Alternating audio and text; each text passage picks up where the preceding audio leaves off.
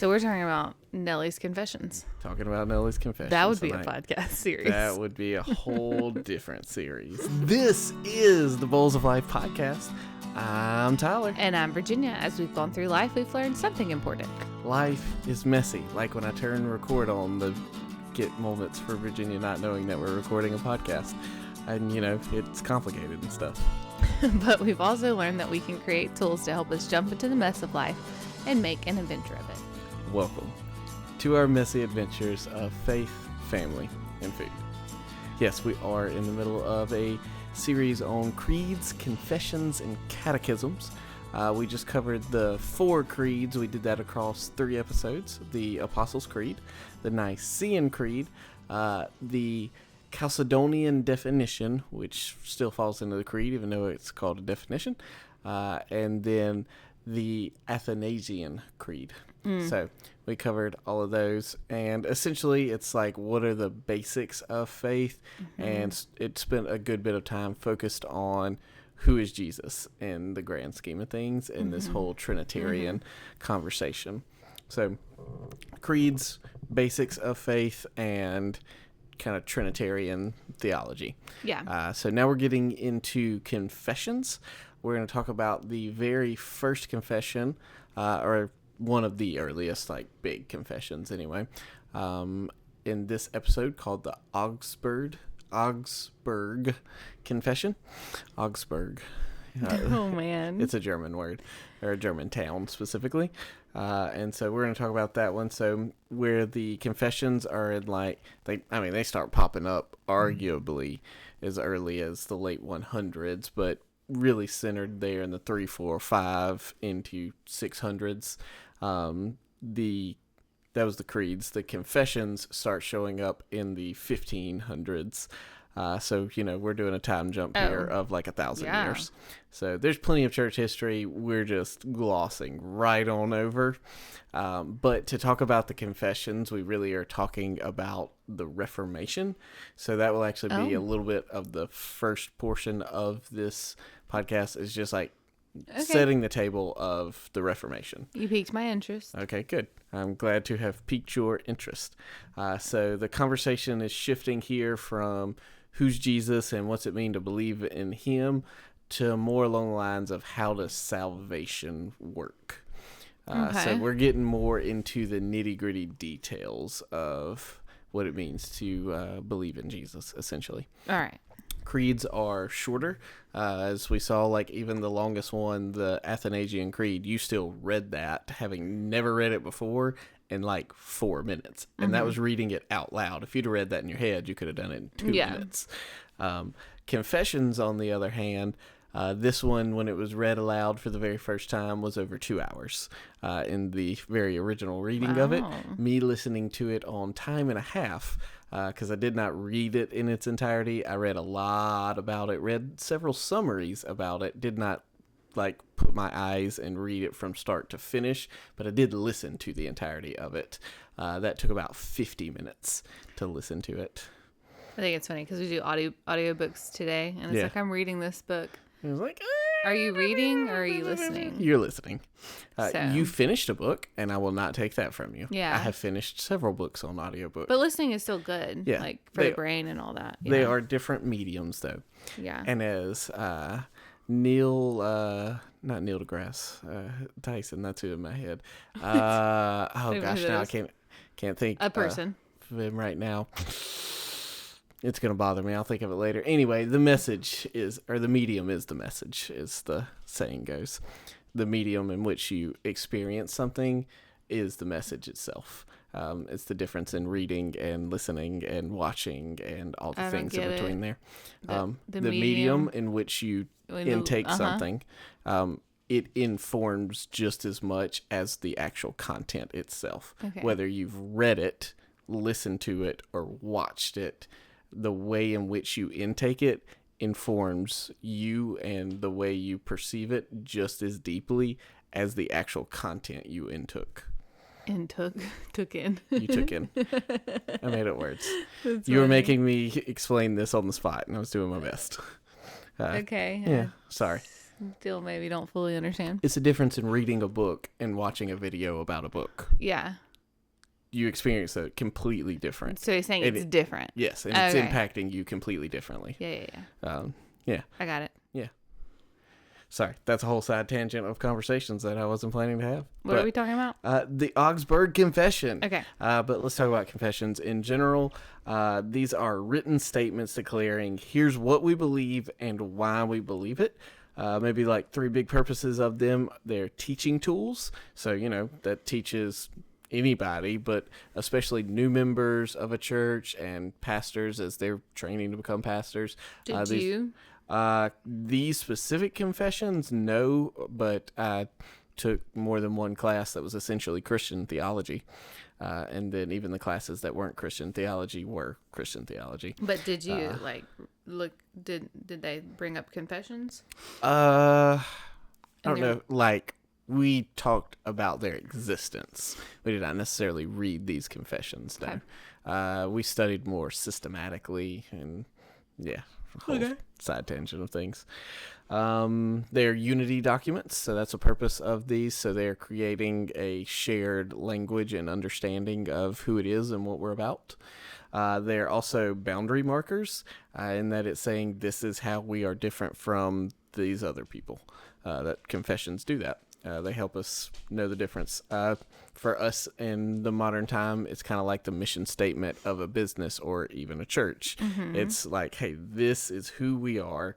This is our identity. This is our purpose. The one we're talking about today, the Augsburg Confession, is actually still in very active use for Lutheran churches today, specifically Lutheran churches.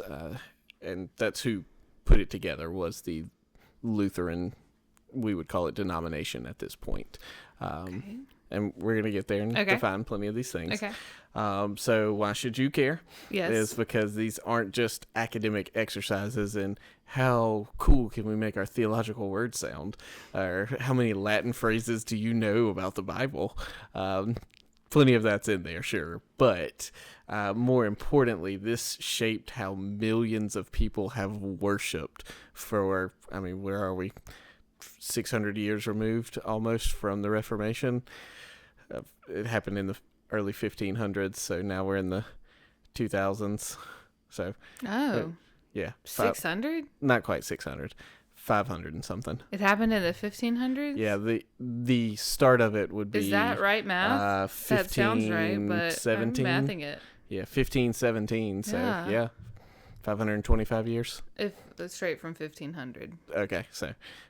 Yeah, over 500 I could do that math in my head, but I can't. Anyway, it's while we're talking. So, but yeah, millions of people have been shaped by this confession. 500 years ago, it doesn't feel like that long ago. Oh, it absolutely was.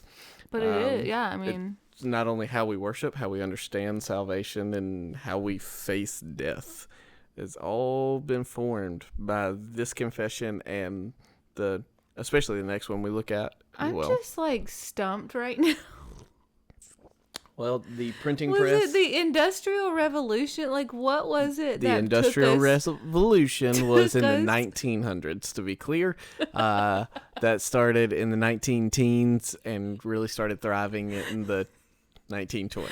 Okay, but so 100 years ago. But what got us from where we were to where we are? Medieval kind of living to everybody has a screen in front of their face. How did we advance that quickly? You're talking a whole other podcast. Okay, however many years are BC, because when was the world created? Yeah, that's what you mean. You have those many years plus, which people believe. I'm watching Dino Dana and they're throwing out millions of years. Millions, billions, trillions. I'm that's not even real. Okay, those numbers aren't real. Guys, if you want to know, I'm sorry to pause this podcast series. I need you to understand that those numbers aren't real. We have a book that is to help. We would. Huh? Go. Sorry. That is, it's a kid's book to help you learn about numbers and counting, specifically counting to 1,000,000. And so it's how much is 1,000,000? If you counted to 1 million, Without 1 million, stopping. without stopping to take a breath, stopping at all, it would take you 23 days. If you counted to 1 billion, without stopping, without taking a breath, it would take you 95 years. If you counted to 1 trillion, without stopping and taking a breath, it would take you 200,000 years. I just need y'all to understand those numbers aren't real. Absolutely not. They are not. And the earth, there's no way the earth is billions of years old. Yeah, I got nothing for all that. I know. Okay, so I know this is not that type of conversation, but I'm still stumped on the fact that we went however many years BC to around, let's say, past 1500. Like, when did technology really, that's what I'm saying, Industrial Revolution, only 100 years ago. Yeah. Like, that really pushed us forward in technology and world, like technology advances. Like, that's a lot of years that we did not use like a part of our brain. Like, what? I don't understand. We were using our brain. Wait, I don't understand your statement right there. But like, it took us over 2,000. It took us over thousands of years to get to where we are now. But in the past, exponential growth. It's just like compounding interest. It takes time for something to start, but once it really starts, and it's multiplying to the nth degree. But I thought exponential growth was like it gradually increases and then it reaches a point and it plateaus. No, absolutely not. Exponential growth just continues to keep. Else? Yeah, I have no idea what that is. It's not in math terms. I have no idea what that is. No, exponential growth, just if you don't touch it, it just continues to infinitely keep expanding more and more, quicker and quicker. Yeah, it's just exponential growth. But whatever it's a financial term. It's called. I'm thinking statistic terms. So is that different? Maybe I learned something different. Yeah, I think you're confusing things together. But still. Yeah. It was like something clicked. We made the light bulb and then it was like boom. Electricity, the internet. Sometimes the internet blows my mind. The internet's still young. That's a whole other convo too. All right, Okay. So confessions. We're talking about the Augsburg Confession, which happened in 1530. But before we get to 1530, we got to back up a little bit to, again, set the stage for it. So let me hit you with a couple of key ideas of what this is all about. So number one, most important doctrine or document, for the Lutheran Church, period, is the Augsburg Confession, outside of Scripture itself anyway. There's lots of fun historical drama going on. I've read so many articles about so much history in studying up for this one that we won't even get to, but it was still wildly interesting of just the stuff going on in and around it where princes think like lords of small countries of sorts. They're literally risking their kingdoms for their religious convictions. That's going on here. There's, again, it still is a boundary marker, as we said a minute ago, for what makes the Lutheran faith denomination different from other Protestant groups, but especially from Roman Catholic. Okay. And other Protestant churches. Yeah. And so... because they are different. Yeah, and this just comes down to what salvation is. Getting it right and getting it wrong, because that affects eternity. So that's kind of the big picture of what's going on here. So let's back up from 1530 to 1517. We're going to meet Martin Luther, who is a priest, if I remember right. The original. Yeah, the original. It's not Martin Luther King Jr. Martin Luther, so he's a priest in the church, because it's just the church, the Roman Catholic Church. Mm-hmm. He has some qualms with some things going on within the church, within the priesthood. And so he writes a paper, a 95 Theses, his 95 things that he's got a problem with, basically. Oh, I thought it was 99. No, you said 99, but you were problems. joking. Okay. Yeah, no, he's got So it was 95. He's got 95 problems, and I can't think of what one wouldn't be to be able to make that joke right now. Yeah. So he literally takes and nails this to the local church door, which sounds real dramatic until you realize that actually in towns at that point in time, the large front doors served kind of like a town bulletin board, so to speak, like a notice board. And so like his wasn't the only thing on there. Oh, sure. But it sounds really dramatic and looks really good in picture books when you're very reformed, people like to draw it. But anyway, so he puts his 95 Theses up there, and he is not trying to create a whole new denomination or break the church or anything. He's actually just looking to have a debate about whether or not these things are scriptural and whether or not the church should be doing them. I mean, in a lot of ways, he's almost looking to force something similar to the Nicene Council and things like that. Like, he's trying to force the issue so that the right people will get in the room and debate this thing. Yeah. But that's not what ends up happening. See, the biggest thing he had an issue with were indulgences, which are essentially payments to the church that would supposedly reduce the time that a dead loved one was spending in purgatory, or you could even prepay these things for yourself. So before you even die, you just go ahead and pay you off some indulgences. So some church somewhere at this time, maybe multiple. Yeah. I don't know enough history of it. I don't know how all. much.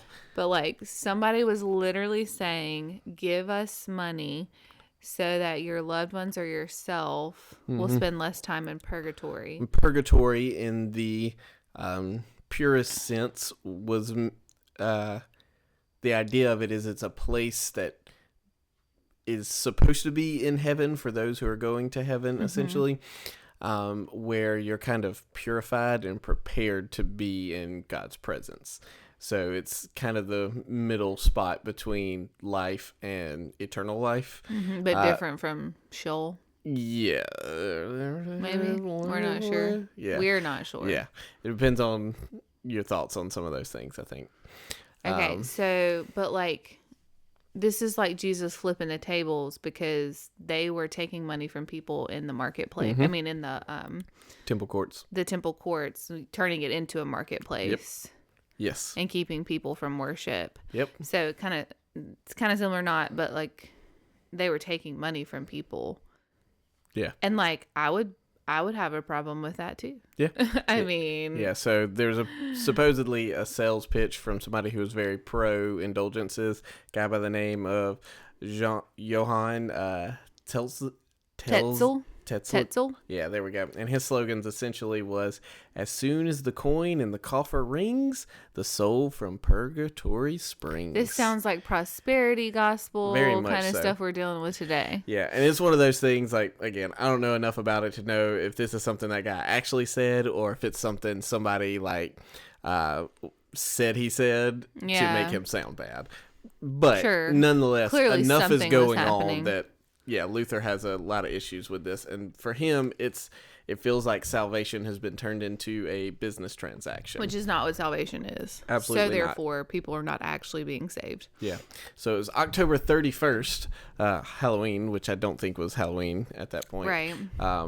But October 31st, 1517, that he nails his theses onto the door. And again, he meant to start a debate, and instead he basically started Protestantism. It takes a minute to get there, but that's really what's going on. And so the big issues he's having here is like, how are people made right with God? Is it through church rituals and payment, or is it through faith alone? Because Luther had actually struggled with this. He had years of anxiety of trying to make sure he was doing enough to earn God's favor through all of his religious works, and yet he still got all this anxiety of like, have I done enough? That's a core question for Luther, is have I done enough? But then he reads Romans 1:17 that the righteous shall live by faith alone, and just it finally sunk in his brain that way. And so he says, if salvation is faith alone, What role do priests even play? What role do the sacraments play? What role is church hierarchy and church tradition ever have to play with my faith? Or is it just, or my salvation? Is it literally just about my faith? Because if so, these other things are things we are tacking on that should not be tacked on to salvation. Right. And so at this time, people we think didn't do a whole lot of reading on, like they could read, or I mean, plenty of people probably can't read, but also Scripture is almost exclusively in Latin, and Latin is a dead language outside of academic circles even by this point. Like, nobody's just walking around your country is speaking Latin. No, you speak German, but the scriptures are in Latin, and you don't know how to read Latin, so you couldn't read it even if you get your hands on it. Gotcha. And so that's one of the things the Reformation will bring about. I forget when Wycliffe or Tyndale, I forget which one was first. One of them made the first English translation, or essentially the first full English translation. I forget which one was first, but it was all around the same time period that is also happening. Okay, so like, because I remember kind of hearing a little bit, but like people weren't reading the Bible for themselves. Correct. And so you're having to trust, you're taking on faith that what this priest is telling you is biblical. And that's part of the tension point here behind all of this. Yeah. Is that it's setting people up for failure. It's setting people up with the same questions, frankly, that we have today, pretty often struggling with, am I good enough? Mm-hmm. Is God going to accept what I've brought?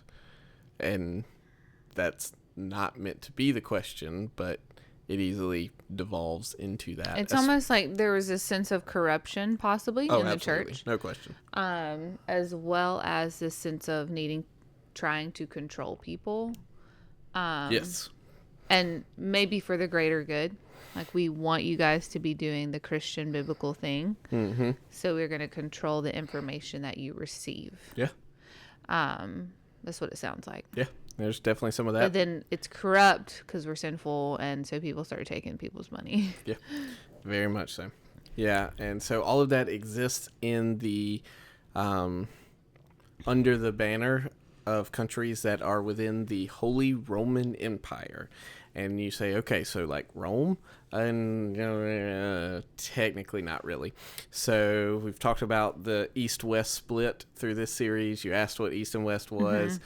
East being what would eventually become known as the Byzantine Empire. They wouldn't have called themselves that. They still just thought of themselves as Rome. Okay. But East, the eastern half of the Roman Empire, and the western half, because it just got so big that it literally had to be split in half to be governed well, because you couldn't be governing from literal Rome all the way over to the eastern side of the empire and all the way up to the British Isles that it ran up to and expect to be able to govern that in that day and age because of the way information and all that is handled. So eventually the West, they crumble as the East becomes more the center of the actual Roman Empire. The East starts to crumble.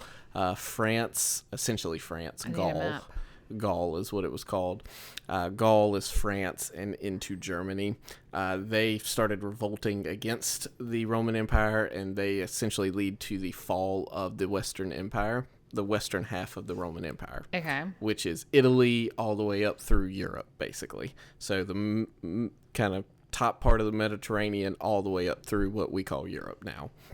All of that fell, and there's actually about a 400-year period where it's just a lot of tribal country type things going on. But eventually one of the popes declares, he just like, I don't know enough history of it, but he basically is just like, and the Holy Roman Empire is a thing, and the first guy they name is Charlemagne, and Charlemagne is, he's French, and he uses the Pope named Charlemagne, the first emperor of the Holy Roman Empire, which is less of an empire and more of a confederation of like nation states. That it technically has an emperor, and the first one being Charlemagne, but But the only way you really can manage to be emperor is if you're already politically and militarily strong and probably wealthy, and you just impose your will on these nation states underneath you. But again, they're their own nations, and so they're only going to follow you so far. And it bases its existence on a mixture of the Pope's authority and the military and wealth of whoever the emperor is at that point. So the Holy Roman Empire, by the time of, I know, I'm throwing a lot of history at you. I see your face. A lot. I know. I'm struggling. It's okay. I probably went in on that a little harder than I meant to, but here we are. But the emperor... I do well with maps, though, so Yeah, absolutely. They're helpful. We're just a auditory, for the most part, medium, so I can't give you good maps. Or at least not our listeners. I guess I could have given you one. But the emperor at the time, in the 1500s, is Emperor Charles V. He is the most powerful man in Europe, and he controls Spain, the Netherlands, most of Italy, and German territories. All right? So he's over all of that. But the German princes of that day, so German lords of the little nation states that are in there, they're kind of independent for the most part. Like, they give allegiance to Charles, but they govern their own lands. And the Pope's out here. He's the spiritual authority over all of Western Christianity, aka the Holy Roman Empire. But he wields his political power a little bit too. And so the German princes, they begin to throw their support towards Luther. They like his ideas for a multitude of reasons. One, there seemed to be plenty who genuinely believed that Luther was right in what he was saying about faith is not through the church, or salvation is through faith alone. They genuinely believe him. But there's also some political wheelings and dealings going on where they recognize, like, hey, maybe we can get full independence and no longer be a part of this Holy Roman Empire that we got to pay taxes to. And the Catholic Church owns like a third of the German land, and so we got to pay taxes to them too. And like, I'm just tired of having this boss up here always telling me what I am and am not supposed to do and what's supposed to be my country. And so, like, there's plenty of that happening too. Okay, yeah. We can't ignore it. And so, yeah, there's just a lot of undercurrents alongside of true faith issues going on. So, 1517, 95 Thesis. By 1521, the diet of worms happens. And you're like, who ate worms? No one. Worms is a city. And the diet is actually a word for basically a assembly of political leaders in the Holy Roman Empire. Why is it called diet? I have no idea. I never found a satisfactory answer to that. What in the world? I did not just like go on a whole tangent searching it. Yeah. But I think it's where meanings have completely changed. Yeah. I think that's really what it boils down to with that one. But yes, it's basically just a formal assembly of leaders. Okay. So the formal assembly of worms of 1521, the diet of worms. In this, Charles V, the emperor, he Why needs... are there so many Charles? Because you name people in that era of history, you name people after other powerful people. Often, it's not even their original name. They take on new names when they take on certain leadership roles. Okay. Yeah, same with popes. Not a single pope is named after what his actual birth name is. They take on new names when they become the pope. Oh. That's still a thing. But yeah, so Charles V needs religious unity in his empire because he's now having to fight against France, which is supposed to be a part of the empire, but they're pretty strong, and they were like, nah, we started this thing with Charlemagne, and you're not going to put us in charge again. We'll just do our own thing. So he's having to fight them. He's also having to fight the Ottoman Empire. So the Ottomans are often referred to as the Turks, which you could then connect to Turkey, the country, not the food or the animal, which is the same. AKA the Ottoman Empire is the first ever Muslim empire. Okay. And so Christianity is having to fight against itself in France a little bit, having to fight against itself in Germany a little bit. As right now it's in words. We'll get to more than words in a little while. But also the Ottoman Empire is trying to attack and take over what we think of as modern day Europe. And so Charles is going, hey guys, we cannot be fighting against ourselves right now. We got this outside invading army that we need to deal with. Who is the outside army? The Ottomans. Okay, and where's the Ottoman?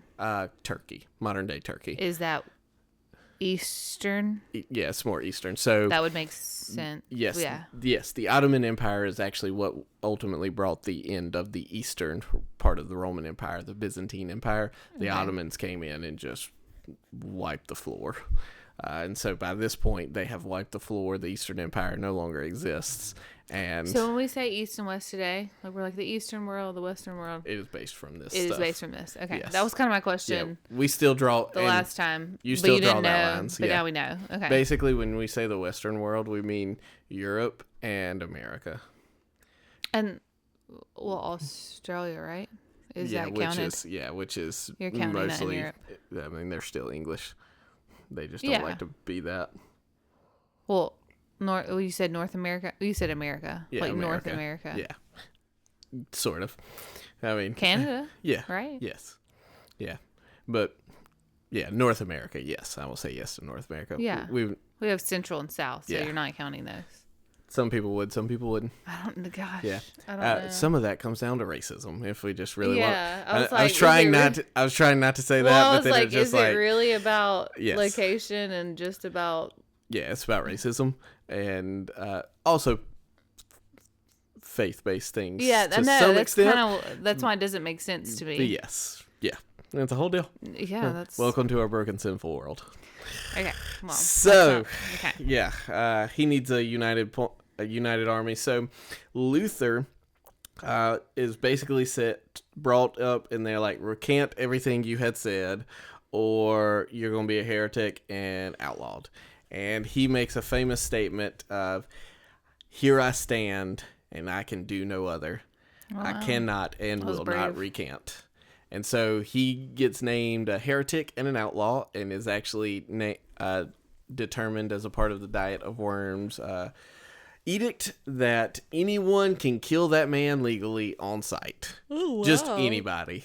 He's that much of a heretic. And so one of the princes of Saxony, Frederick the Wise, arranges a fake kidnapping of Luther, and he hides Luther out in his castle, at which point Luther, he actually suffers some physical ailments, a lot of physical ailments, where he's constipated, has hemorrhoids, and is just constantly in pain. Like, these are documented facts. It's funny. Okay. And I mean, it's not funny. In the midst... It's painful. He's actually a really problematic person, Luther is. He's very racist and a few other things on top of it. But in the midst of all that, in the midst of that physical pain that he's going through, of all those things, that man writes some spicy letters. Oh, man. That's basically what he does for like 7, 8, 9 years, something like that. 9 years, while he's just hanging out in this castle, basically in exile, is just write some spicy letters to people, declaring all kinds of things. Some of them, you're like, oh yeah, way to go, Luther. And other times you're like, ooh, I don't know that I want to know that guy. Yeah, they get intense. Uh-oh. But yeah, without him there, his initial ideas that everyone locked onto, those continue to spread throughout Germany. And so it's one of those things, like, I mean, he was willing to stand on his convictions to fight, despite the fact that it was extremely dangerous. I mean, literally, they're offering people to kill this man on sight. It's a whole deal, and it's creating all kinds of political unrest. And instead of backing down and hiding out while he's held in exile, like, he actually, as I understand it, didn't really want to stay there, but Frederick and others were like, no, this is where you live now. You'll not be leaving, sir. Yeah, there's a whole lot of things going on.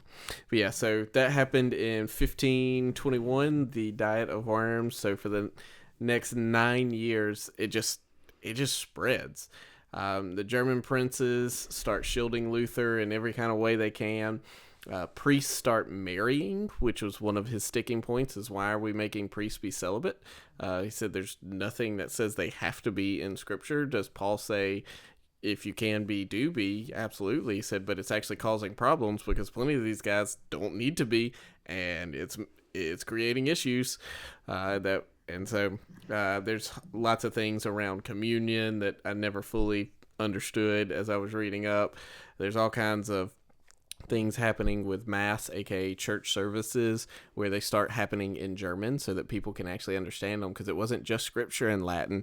The entire, anything the priest was saying from we'd call it pulpit, anything he's saying from there is in Latin. What's the point of going if you don't know Latin? You have to, because you're required to for salvation, basically. According, how do you know that if you never heard it in your they language? They tell you in your language that you gotta go. Okay. You got to be here regularly, or you was gonna die and go to hell, basically. Now again, some of this is propaganda. That's just facts. That it is exaggerated propaganda. Let me say it that way. But nonetheless, there are a lot of complicated. I feel like we need to do a Catholic happening. History. We probably do, because after this, to give them credit where Protestants don't. Yeah. Yes, absolutely. I'm here for that. We'll have my friend on. But yeah, there's a lot of common support for Lutheranism, for his ideas, because it empowers the common person in ways that the Catholic faith of that time was essentially saying, you just do whatever we tell you to do, or you're going to die and go to hell. Okay. At just the worst way to say it, but that's how they felt. Say it that way. Yeah, so we'll take a moment to disclaim and say that we are not anti-Catholic. Absolutely not. Just bottom line. Yes. We are talking about what we have learned through this history of the Augsburg Confession. Yes. Which may lean a little Protestant bias. Undoubtedly. So I am just stating that out loud. We are not anti-Catholic. Yes. That's why I want to also own that Luther was highly problematic and had lots of horrible views. Yes. We actually have a lot of respect and admiration for the Catholic Church. Yeah. We have family and friends in the Catholic Church. Yes. So, I don't know. Disclaimer. Let me say that. No, that's fair. I can very much accept that. There are many things of the Reformed Church that we have issues with. So, absolutely. So, yeah. Yeah.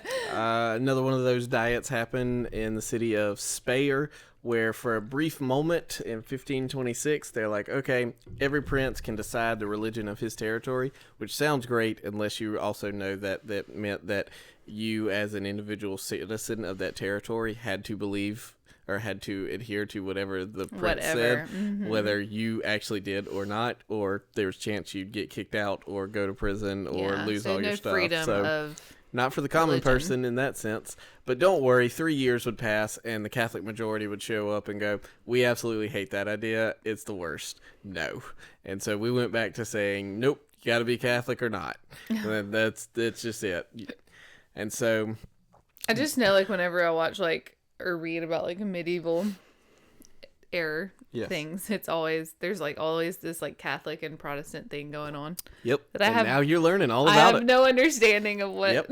We're setting the table here for all of it.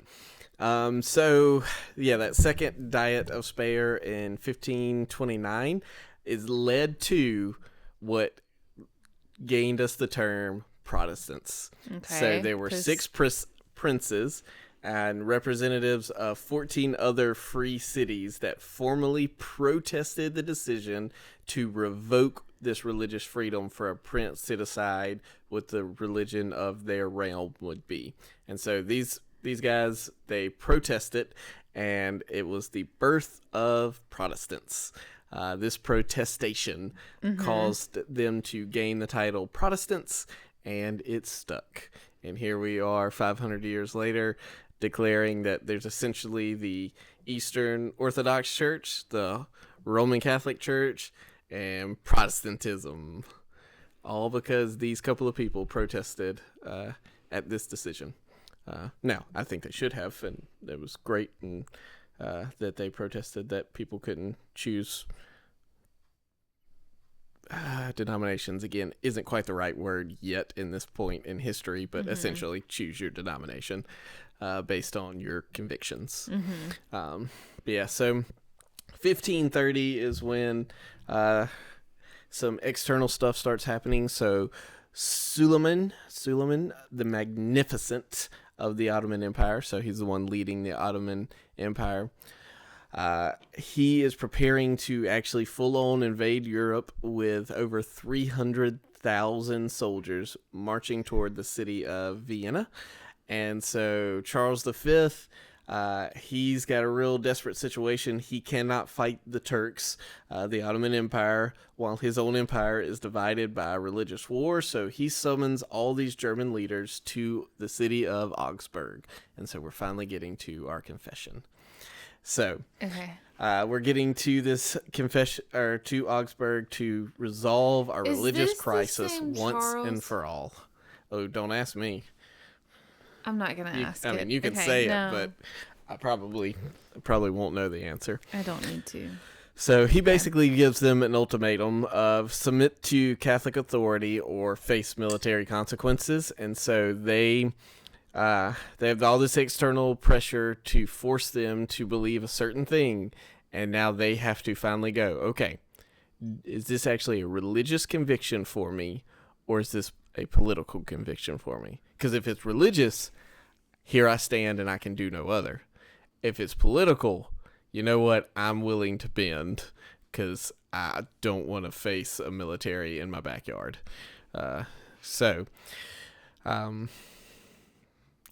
We're up to the actual creation of the Augsburg Confession. So this feels like, after lots of good history, a moment to take us a quick ad breather.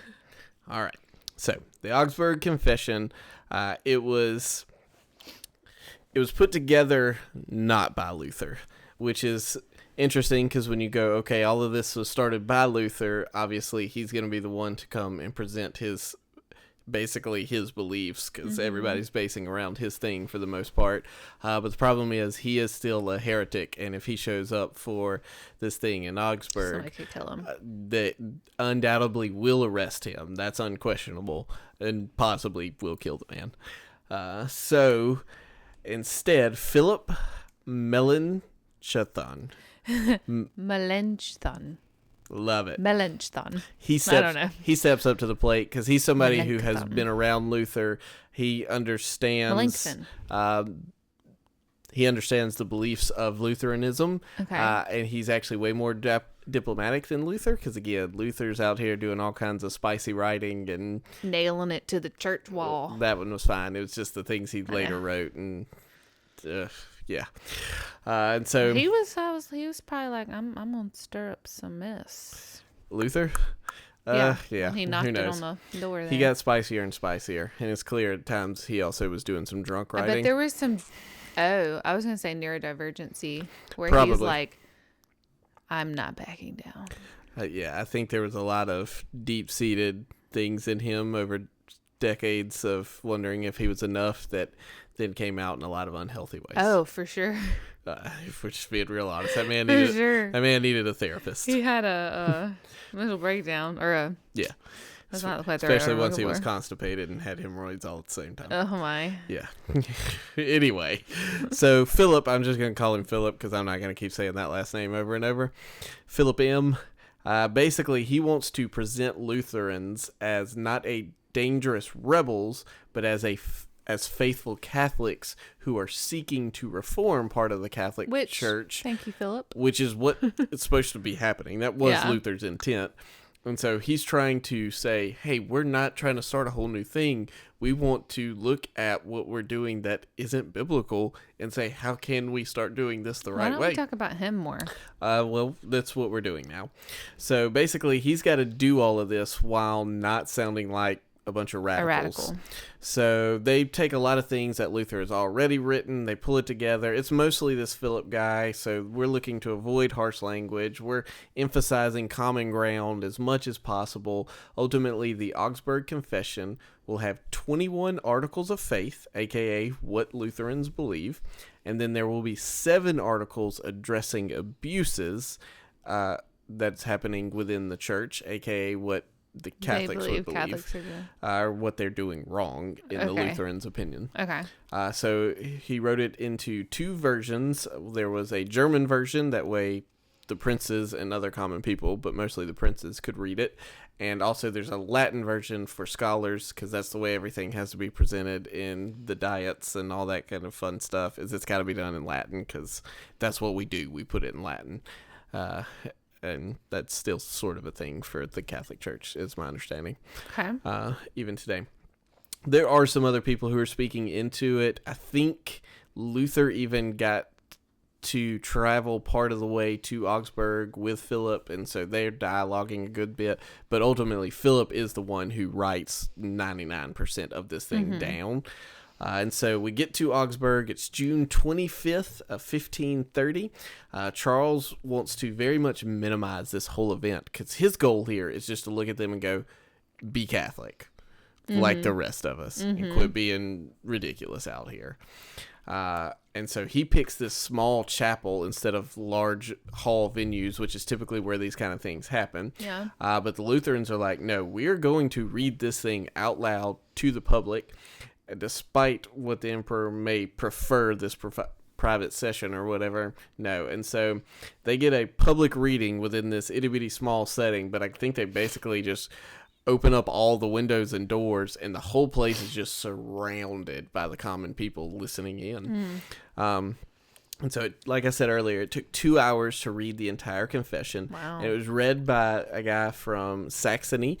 He's Chancellor Christian Bayer, and he read it in such a strong, clear voice that the crowds outside heard every word through the windows, as if he were just reading it directly to them. So they picked this guy very intentionally. He was a good orator. Orator? Orator? Orator. I think it's orator. Yeah, sure. Saxon. Britain, That's basically. what I thought. Okay. Yeah, that's why you're an Anglo-Saxon. I don't know what the Anglo part has to do with, but Saxony is Britain. Because that show I watched, he was like part Saxon or something, and part Viking or whatever. They didn't call him Vikings; they called him something else. Sure, but yeah. So they're the Lutherans are just kind of a little passively resisting in this moment, and it really, it ticked Charles V off, because he just wanted this thing to be quiet, wanted them to all agree to be Catholic, and he wanted to go on about his day back to fighting the Turks, but they didn't let him do that, and so it was signed by 7 different princes, along with a bunch of other, I think it was 2 other free cities, just meaning they're ones that they kind of exist within somebody else's realm, but they're not really under that person's lordship. It doesn't super matter. What matters is these people who signed it were putting their necks on the line, because if Charles wants to lean in hard enough, he'll just basically replace them, even if it requires military power to first murder them and then replace them. And so they're putting their necks on the line to do this. And by the end of it, more people start to sign on here, because they go, yep, nope, that is exactly what we believe, and we agree with that wholeheartedly.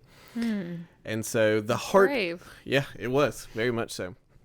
So, again, we can't look at the whole of this confession, but the main heart of it is Article 4. It's justification by faith alone, which if you've spent any time around Reformed circles, you have probably heard that. Salvation through faith alone. Yeah. That's a very common value, I guess is the right word for them. So for the Catholic Church, what Lutherans are rejecting, they are essentially rejecting that salvation is faith plus good works plus church sacraments plus priestly mediation, and all of that will equal righteousness before God. So, that looks like buying indulgences. That looks like paying for these masses, aka church gatherings for the dead, which are different from funerals, because these are kind of like where you're showing up to pray for these people to help them escape purgatory, essentially. Like, you got to go on pilgrimage and have all these relics and all kinds of stuff like that. You got to go to the priest and you have to confess every single sin, and if you forget one, you're not actually forgiven until you go and confess that to a priest specifically. And ultimately just creating that fear-based religion of, am I doing enough? where the Lutheran position, they can you actually want to read that one? Sure. I've talked a lot. You read. Yeah. Okay. Our churches teach that people cannot be justified before God by their own strength, merits, or works. People are freely justified for Christ's sake through faith when they believe that they are received into favor and that their sins are forgiven for Christ's sake. Yeah. So essentially, cannot be justified by works. Straightforward. Mm-hmm. Nothing you do is going to gain you salvation. You're freely justified. You're justified by God's gift, not something that was earned. And this is done for Christ's sake, meaning because of what Christ has done. Is that wording feels a little off to us in the way we say sake, but what it means is this is done because of Jesus's actions. It's older English. Kind of wording there is through faith, which means trusting in Jesus, not confidence in yourself, and you're received into favor, aka God welcomes you based on Christ's merit, not your own. And this is revolutionary because it eliminates the fear of have I done enough? Am I good enough? And instead, it's a conversation about what Christ has done enough for me, that he is good enough on my behalf. And there's just a lot more peace in not only your faith system, but man, your whole being when your life isn't based on measuring up. I mean, how many people is there essentially entire counseling bill just based around I never felt like I measured up to XYZ standards for me. I never felt like I was enough. I mean, so yeah, it's good.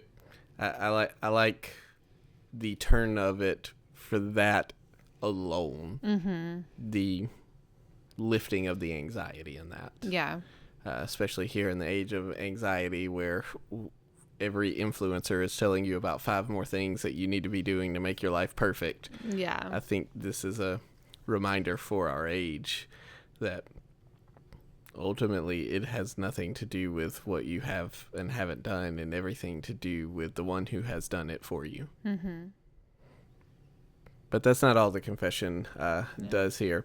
It challenges church authority, meaning that individuals can approach God through Jesus without a priest having to be the mediator.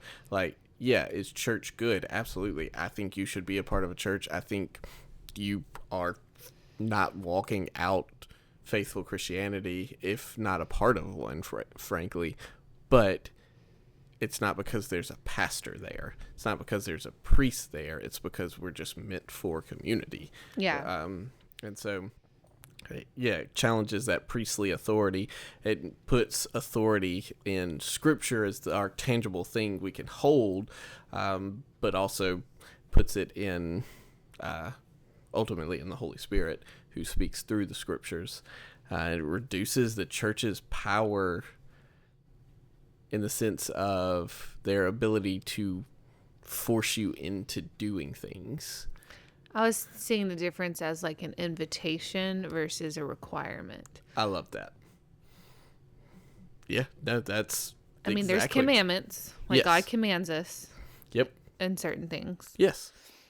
And that is in there, and as a part of the confession is one of the articles, and I don't remember wordings precisely, but they literally say, like, you're still doing the works of faith. Yeah. You're still doing good works. Still confessing your sin. Yes, but the difference being this isn't something that is meriting anything for you. You're doing it because of what has been done for you. Yeah, you're not doing it to get something done for you. Correct. Fair. So it changes what the daily Christian life looks like. I mean, it's literally what we were just saying. Like, good works are still a part of faith, but they're a fruit of salvation, not the root of salvation. I like that. Yeah. Did you read that? Who knows? Yeah, there's notes pulled from everywhere. But yeah, it's the motivation for it is gratitude instead of fear. And there's also... That's a big thing for me. Oh, yeah. I mean, to me, like... Yeah, I would question your genuine faith if it was fear as your driving force. Absolutely, as you should. Yes, we fear God in the sense of his infinite, but respect and awe. Yeah, but we also reverence. recognize his deep love and grace that he has upon us. He literally came as a human to be with us. Yep. And like us. Yep. And so salvation through faith alone means we have assurance. We can know that we are saved because of God's promises, not our performance. And so instead of having to struggle with a work-based religion where we're trying to earn God's favor through church attendance, through giving, through moral behavior, and whatever else, the Reformation principle, I mean, this is the principle of the Reformation, and it liberates us from this anxious way of having to go about faith. Mm-hmm. So there's other differences between the Catholic Church and Lutheranism. The authority of Scripture versus church tradition, where the Catholic position would say Pope and tradition are equal in authority with Scripture. The Lutheran position would say it's Scripture alone, sola scriptura. Mm-hmm. If you needed some Latin for your day, it is the final authority. That means that every Christian can read and interpret the Bible. That means it also reduces the power of the papacy, the priesthood, in the sense that they don't get to lord over you. This is what the Bible says because you can't even read it yourself, basically. And it's still a very fundamental difference between Protestant churches and the Roman Catholic Church today is this authority of Scripture. Is it sola scriptura? Is it Scripture alongside Pope, aka church leadership, and tradition? There's also a difference in what we mean by sacraments. For the Catholic Church, there are 7 sacraments. There's baptism, confirmation, communion, marriage, ordination, confession, and last rites. But for Lutherans and really for Protestants, even into the modern day, there's just 2. There is baptism and the Lord's Supper, communion. And so all the others, they are somewhat, I'd say, other than maybe confirmation, seen in Scripture. But the only ones that are specifically directly commanded by Jesus are baptism and communion. And so yeah, it just comes down to Jesus said those specific things. And yeah, go. So Catholics believe that everyone should get married? I don't know enough to answer that. Okay. Yeah, I don't know enough to answer that. Okay. Yeah, cool. Priests should not. Nuns should not. Right. Which I don't even know if I think nuns are a thing. Yeah, nuns are a thing by now. Yeah, because there's a bit about nuns in the Augsburg Confession. Yeah, basically around the fact that one of the sticking points for Lutherans was young people being somewhat manipulated into taking the vows of celibacy alongside the priesthood, and the same for celibacy and entering into becoming a nun. They felt like a lot of young people were being somewhat misled and manipulated into making these vows, and then by the time they really understand what vow they've taken, the larger vows as well, they now feel bound to this for life because they made a vow to God, and despite the fact that they now vehemently maybe disagree with all of it, they're still like, well, I made a vow to God, so I guess I'm here. Yeah. Kind of thing. So that was actually a part of it. There was a lot about the communion. One, just the way it is served, but more specifically about whether or not it's a reenactment of Jesus' sacrifice or a remembrance of Jesus' sacrifice. So basically, for the Catholic teaching, it was that Mass repeats Christ's sacrifice and it earns grace for the living and for the dead. Where the Lutheran teaching was that communion remembers Christ's once for all sacrifice and remembers receiving that grace. And so it eliminates I mean, it eliminates masses for the dead, and it again reduces church income, because these masses for the dead were also the church didn't just do them; you had to pay for these things to happen. So it's cutting down into that, but it also theologically implies the difference between, is Christ's work complete, or is he having to keep doing this sacrifice over and over again? Well, Hebrews says it's complete. Now, I do think a Catholic would argue with that theological implication, but that was the way the Lutherans presented it. Okay. I think a Catholic would look at you and go, no, that's not at all us saying that he's dying over and over again. But again, we're talking about the Augsburg Confession in this, so we're coming not from necessarily modern day right now. Yeah, the Lutheran position. And then the last big one's around clergy and marriage, where the Catholics, again, require priests to remain celibate. The Lutheran position is that pastors are free to marry. There was actually a time period when the celibacy started to first be a thing for priests, that some marriages, again, according to the Lutheran position, were literally ended because people were priests, and they're like, no, these marriages are null and void, and nope, they're over because you're a priest. And so they're looking back at that going, that's not biblical at all. Like that's pulling a marriage apart, which the Bible says don't do. It's also pulling a marriage apart, which divorce really wasn't a thing in this time period. Right. You had to be Henry VIII to manage that. How many do you have? 4 or 5? Can't remember. 7. Was it that many? Gracious. That man was all kinds of problematic too. You're over there counting now. But yeah, so in essence, Protestants believe that clergy should be able to be married, and in this day and age, it's actually hard to be a pastor and not be married. It's hard to find a church to hire you as a pastor who's not married. That's a whole thing in our day and age, which is the exact opposite. So yeah, it's still one of those things that... I mean, I'd question a single pastor. Not gonna lie. See? Sorry, I know too much. See? There you go.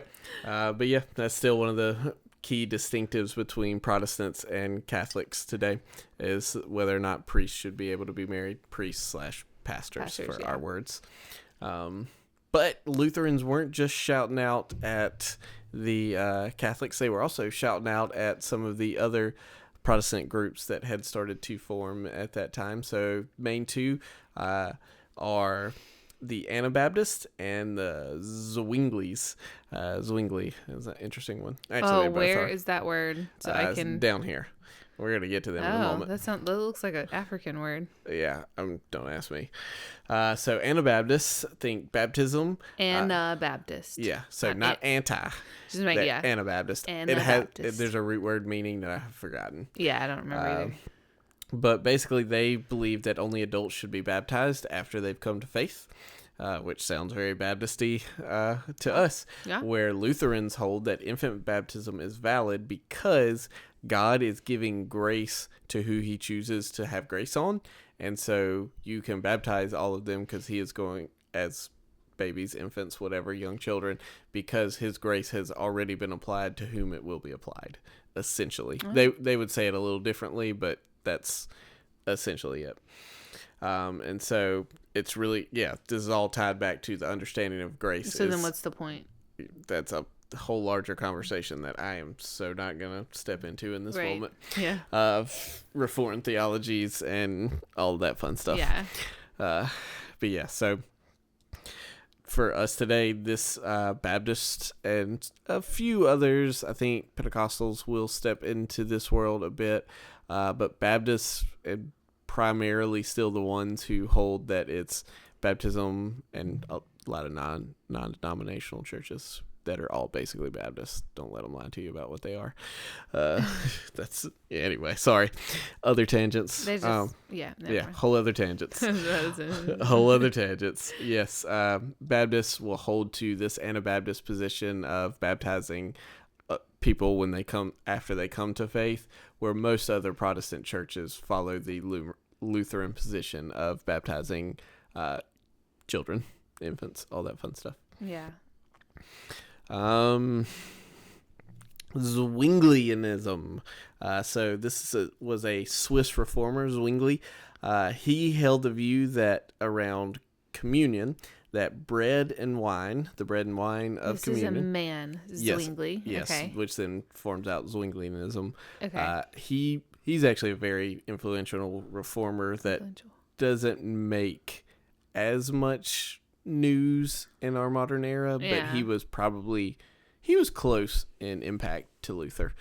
Okay. Anyway, but yeah, bread and wine are purely symbolic in communion or Lord's Supper, depending on what you want to call it. This is still this is like what is being written in the Augsburg Confession. Okay. Yeah. They're shooting shots at other people, not just the Catholics. The confession is, basically. So that's why we're talking about this. But yeah, so he says communion represents Christ's body and blood. It's purely symbolic representative, where the Lutheran view is that Christ is truly present in communion, though they don't always fully articulate how. They would put it into mystery catechism category. There are a bunch of theological words of consubstantiation, transubstantiation, and there's like one more that we're not going to get into on the different views of whether or not that bread and wine you drink is literally Jesus's blood and literally his body or not. It doesn't matter if it's wine or grape juice. Yeah, doesn't matter. Hey, good old Baptist. It turns into wine when you ingest it. That then turns into Jesus' blood or something like that. Okay. But yeah, this is the biggest thing for.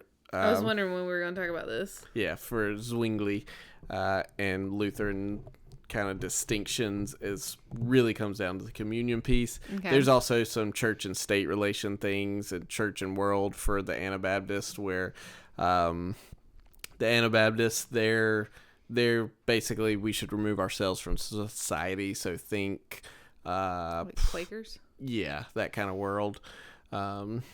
Something like that. And then for Zwingli, they feel like church and state should actually be more theocratic, aka the state should be run by very biblically minded people so that God is making the calls. Zwingli would go with that, where Luther would say, no, there's two kingdoms. Let the church handle the spiritual matters and the state handle civic matters. And so, yes, Luther is the one who starts to popularize that for our world, because remember, the Holy Roman Empire is not run that way. I mean, to some extent, like the Pope is more handling the stuff, but like Charles V is meant to be, in a lot of ways, the mouthpiece of the church. I mean, still in England today, King Charles, right? He's Charles? Yeah. Today? Yeah, current. King Charles. He's defender of the faiths with an S on it, where his mother was defender of the faith, which does let you know just a little bit of difference between Charles and Queen Elizabeth. Oh. Yeah, where she, I mean, from everything I've ever seen or heard about it, she was fairly strong believer. Yeah, she was. Yeah, Charles would, I think, probably has a faith, but I think is much more open to, faiths. Anyway, so, that was a modern conversation. Church and state. Mm-hmm. I mean, ideally, as a Christian, I would like my world to be run by the Bible. Yes. And God's, ideal for people. His kingdom come, We'll be done. But, yeah. It's complex. People think church and state should be separated, and I get why they think that. Yes. Yeah, and it's a whole conversation, too, that this series is very much having subtly, is the positives and negatives of the political world overlapping with the spiritual world. Yeah, I mean, I think this is why, again, like we talk about these creeds and confessions, I mean, these things are still new to me, but like, I've been formed by these beliefs and learning kind of where they came from and what we say we believe and why we believe it. I mean, people probably hear, separation of church and state, like, yeah, it should be that way. But like, do you actually believe that? Like, what do you think? I think it's a good idea to, again, just like really understand what you believe, why you believe it. Even whether you read these or not, Yep. Very much so. Many thoughts in that realm that I'm just not going to run right now.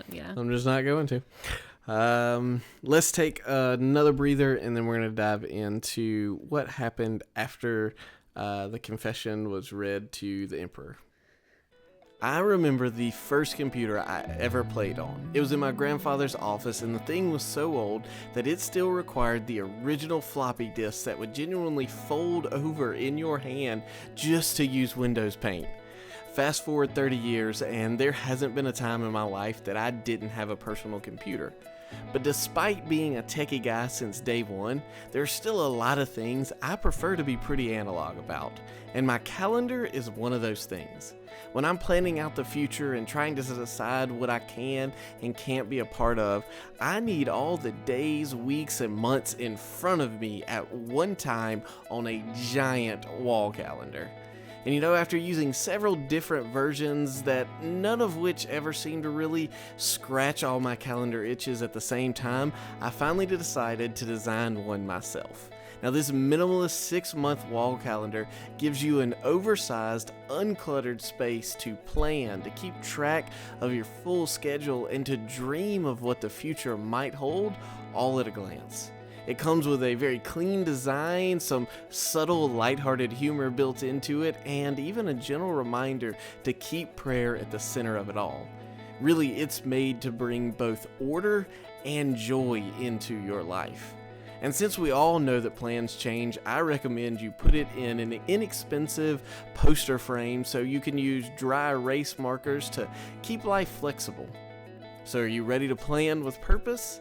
Then head to our show notes or bowlsoflife.com to order your minimalist wall calendar today.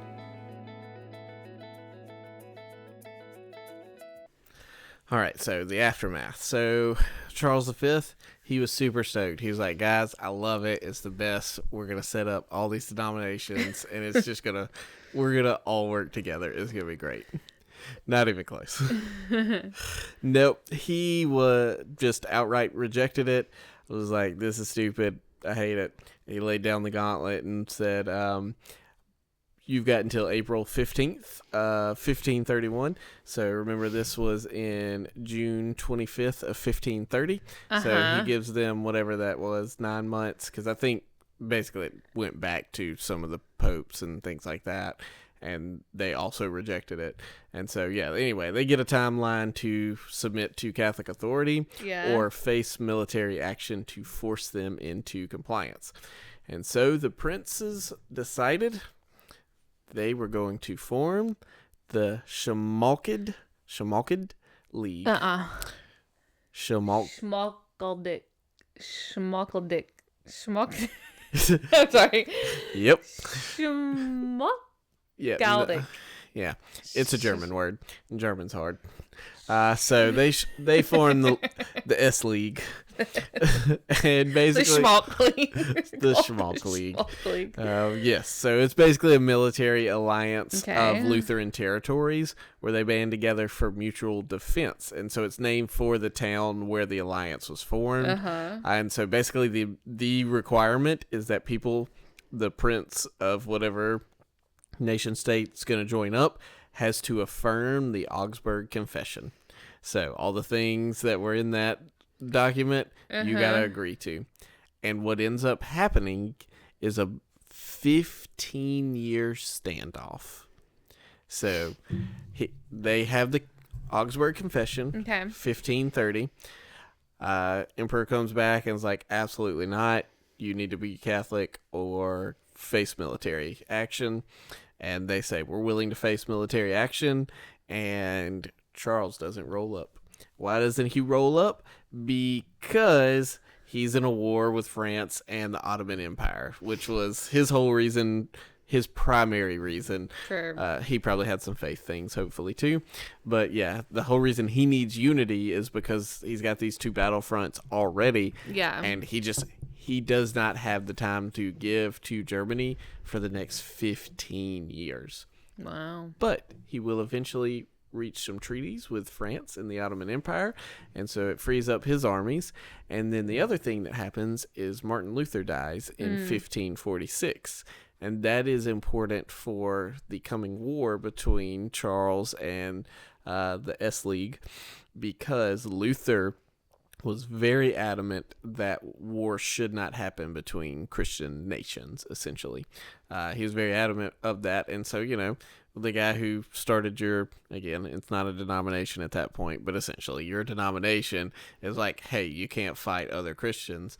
Well, then the princes are kind of in a hard spot where it's like, we might have to, but we really don't want to, because, he's the guy, right? But now that he's dead, we don't necessarily have to listen to that anymore. So they're prepared for war. Charles is marching across, and so Charles sees it now. He's finally freed up his army, and he is going to crush this Protestant movement once and for all. And you know what? He did okay at it.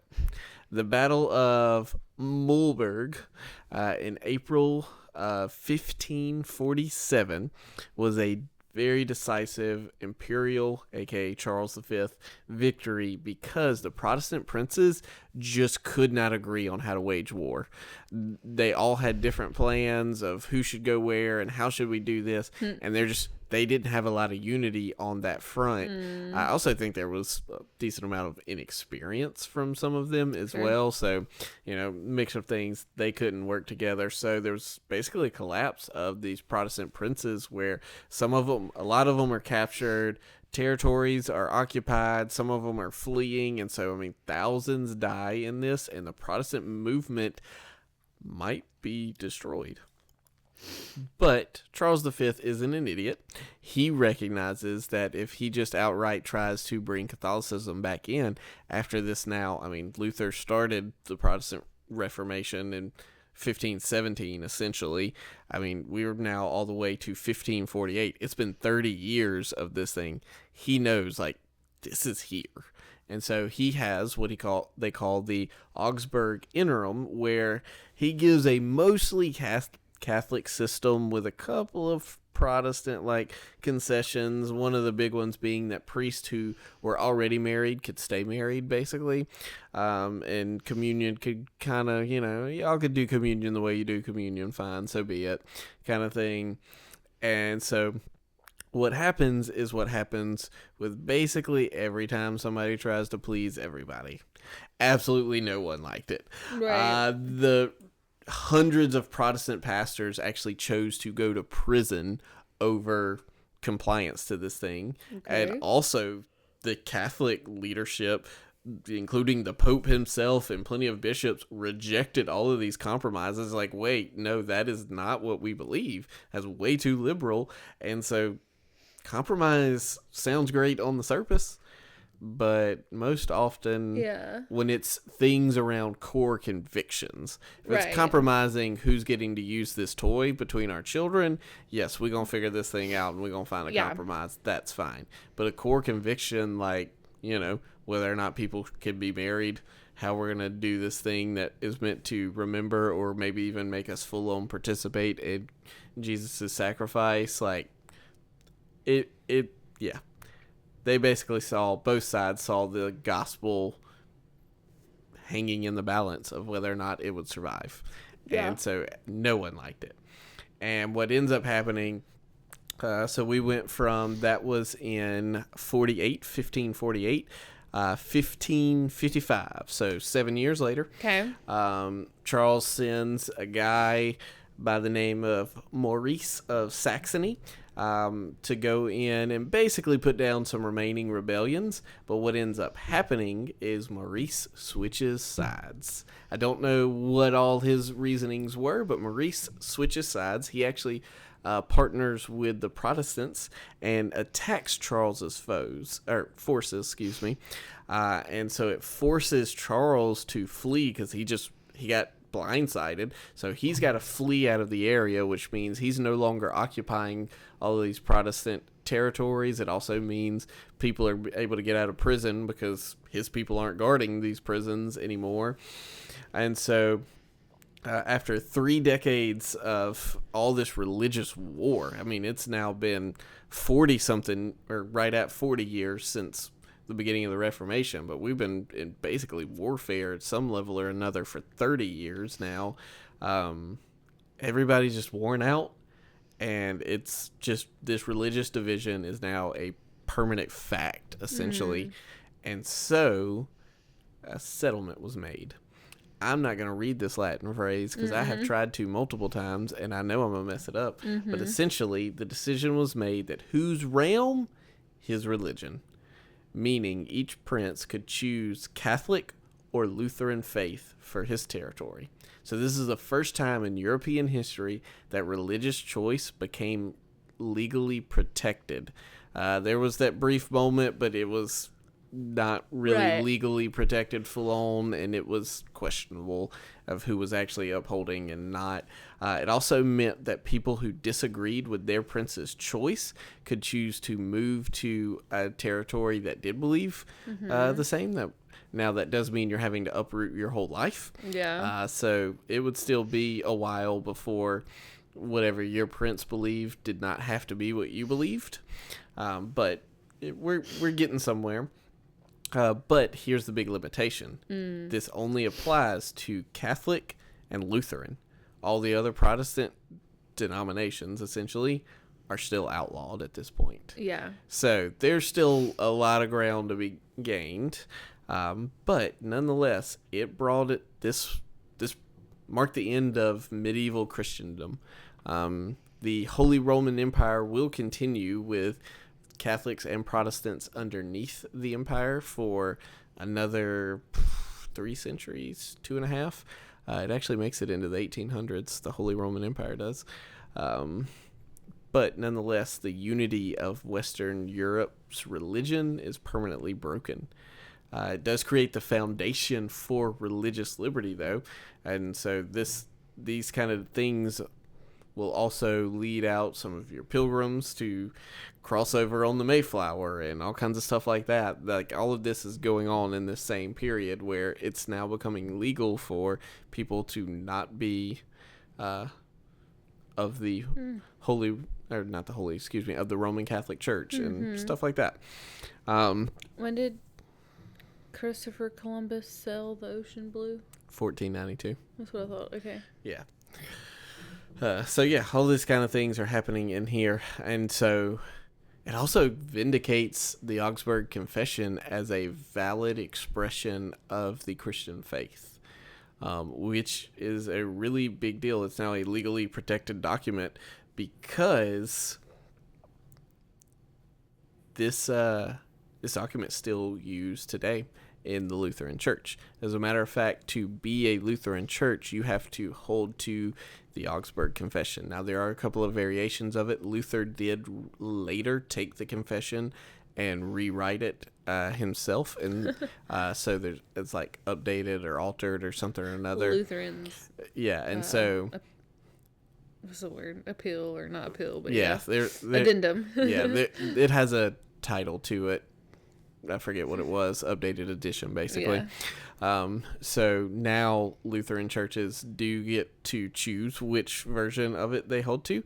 I think more of them hold to the original than do to Luther's updated edition. All the division. Yeah. It's a whole thing. But yeah, I mean, we're 500 years later, and across 6 continents exists the Lutheran Church, who are holding to this confession that Philip Melanchthon or whatever wrote, which is really cool to just kind of think through. It's there. It's much like the creeds. It creates a lot of clarity for what we believe about God. It gives us the core of what the gospel it is. It helps fight against a lot of confusion around what faith is. It gives pastors in the Lutheran Church a resource to say, hey, this is what we believe. And while I say the Lutheran Church, I mean, it does apply beyond that, because again, Luther was one of the core catalysts of the entire Protestant Reformation. So even denominations that formed out of it that were not holding to Luther's views in all areas did hold to several of them, one of the biggest being justification by faith alone, and sola scriptura, through Scripture alone. Yeah. Got a lot of notes. I'm also mindful of time. All of this is actually stuff we've basically covered in saying, hey, this still matters, and that it affects the way we live out our faith today. Gosh, I've said so many words. What you got, Virginia? Oh my goodness, what do I got? That was a lot of history. Yes. Some of it felt dirty, like wrong and bad to how we got to this point. That's fair. But that's the world we live in. So it's like I'm also like thankful, that Protestantism exists. And I still am curious how this specific Augsburg Confession impacts like our denomination that we're a part of, Southern Baptist. So that may be something to talk about. Yeah. Yeah, no, that's fair. I'd say a lot of it would come from its existence and the literal fighting that happened all around it, creating the space for Protestantism to exist and become legally recognized in Europe, which was at that point getting in the process of beginning to colonize North America. Yeah. And so the fact that freedom exists, and that idea of religious freedom that is inhaled in the Bill of Rights, the first 10 amendments, literally comes from what this helped create. So that's big picture ways it applies. Yeah. Yeah, it's just like that thought of like how this impacted us, like the thread, the domino effect that it had in a similar where way we are today. That Trinitarianism being core to the majority Christian faith holds a lot of, or owes a lot to the Nicene Creed. Yeah. Protestantism being in existence holds much or owes much to the Augsburg Confession. Yeah. Because again, it helped start all of this. Right. Yeah, like we wouldn't be here today if it wasn't for that. Yeah. Or at bare minimum, it would look different. Yeah. Yeah. Cool.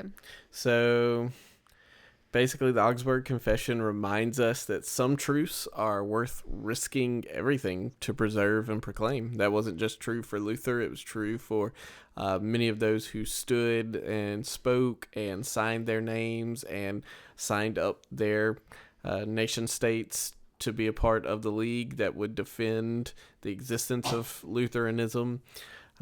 In our age of, a lot of religious confusion, a lot of cultural pressure, we actually need a lot of clarity and courage, the same kind that marked the Reformers. The question isn't whether we're going to face pressure to compromise our beliefs. It's a question of whether we'll have the conviction and courage to stand firm when we do face that kind of pressure. It may look different than an emperor coming to threaten you with war, but nonetheless, the pressure is there and in existence in much of our daily life. And so really it comes down to the question of, will we hold to what we believe? Or is what we believe core enough to us that we're willing to stand on it even when it upends our projected life? I feel confident Luther had no intentions to spend 9 years essentially imprisoned in somebody's castle with constipation and hemorrhoids, but nonetheless, sorry, I had to add that in there. One more time. Adds to the joy of this.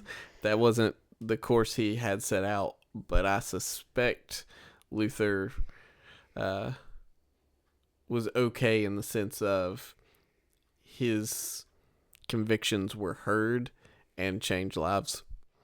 Yeah, and I'm not saying that being faced with war is not as easier. You know, I'm not saying it's easier or better. Absolutely not. But what we face today, these little tiny, it's more subvert. Yeah, attacks on our faith. Mm-hmm. That I say the word attack, but that's not even what it feels like. But it's, like you said, like if you don't, like, is this belief core enough to your being that when, whatever you said about it, like just upending, like your life, your whole life. I mean, think about just, people who walk away from the faith. What was their core belief? How did it really impact you? What was it really to you? That you are willing to give it up if you walk away, you happily, or maybe not happily, but like whatever. Or like you can be swayed so easily by pastors and influencers online who are preaching this and saying that. It's like, oh yeah, that sounds right. That sounds good. That sounds so close. Like, sounds like the Bible, but it's not. Mm-hmm. How easily you can be swayed away from biblical truths and the gospel today. Yes. And it's not you facing a war. You're not facing a war saying, I stand on this or I stand on this. You're facing a little bitty, like, just trickles and drip drops of non-biblical things that are impacting your faith. So if you do not know what you stand on, then you will be easily swayed. Very much so. And next episode, we'll dig into what might be the most well-known of the confessions, the Westminster Confession. You ever heard Westminster Confession? From you, yeah. Yeah, from me. We built the catechisms. One of the catechisms we've talked about, yeah. Yes, yeah. We'll also talk about that in the catechism section too. Yeah. But yes, we'll talk about the Westminster Confession and what brought it about and what kind of things they were looking to address in that one. I think it's about 100-year jump, if I remember right, of between these two. I learned so much about the Reformation. Yeah, good. I knew nothing about. Yeah, I learned plenty. I learned a lot in this one as well. That I'm surprised you didn't know already. Yeah, some of it. I knew snippet little pieces of it, but filled in a lot of gaps between information pieces. Yeah. Yeah. Well, thank you guys for joining us today to step into our first of our 3 confessions that we'll look at. If this has been a fun series for you, we hope or it has. Informational, or we hope you're learning something. Yeah, hopefully you're learning something. Man, we would say we would be super honored if you would invite others to listen in to the podcast as well, or if this one hasn't been your jam but you appreciated past ones, share them a past episode too. We love that too, because we think those are still gold as well. But anyway, invite some others, man. Share this thing, give it a like, a rating, or a review, subscribe to it so that whenever it comes out in whatever podcasting app you use, it just pops right on up into your queue. You can head to our website, bowlsoflife.com, to check out the things that you've been hearing our personal recorded ads for. So that's the difference in our ad system. If you hear an ad that does not have Tyler, Virginia in it, we are in no way endorsing that. It's an ad that is populated by the podcasting platform we use. Yes. If we read it, on the other hand, we're fans of it. Yes. So you can head to bowlsoflife.com to check all those kind of things out. And while you're there, you can also consider becoming a monthly supporter of the Bowls of Life podcast, or you can even give a one-time gift. There are a few member perks, and even for you one-time gift people, we'll take care of you as well. Don't ask me what yet. I'm still formulating that one because no one's done a one-time gift yet. But if you do, we'll figure it out just for you. And all this to say, thanks for being here with us. We're having fun, and we hope you are too. We'll see you guys again soon.